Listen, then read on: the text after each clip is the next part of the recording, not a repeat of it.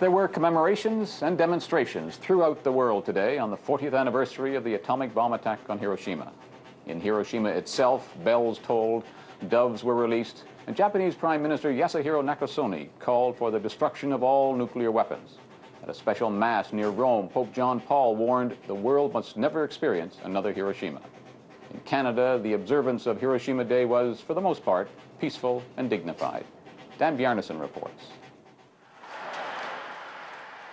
In Toronto, in the pre-dawn hours, hundreds of shadow painters were at work on the city's sidewalks. Their drawings symbolized the Japanese who were simply evaporated at Hiroshima and Nagasaki. By morning, the paintings seemed to be almost everywhere. I think it's a good idea to remind people of what happened 40 years ago, and the aftermath is still affecting a lot of people. In Montreal, the shadow painters weren't so welcome.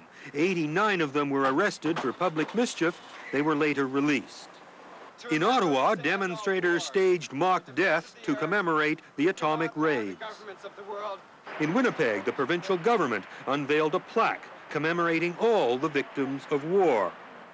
In Vancouver, peace activists handed out anti-war literature. In St. John, New Brunswick, about 50 people attended a 2-minute tribute. We're asking people to remind themselves of that horrible day, those horrible days 40 years ago. And finally, across the country tonight, candlelight services. In St. John's, Newfoundland, at the downtown waterfront, readings and the singing of Japanese songs. In St. John's and in Canada, we've simply got to add our voices to the sane people of the world that want to live.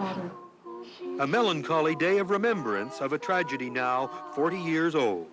Dan Bjarnason, CBC News.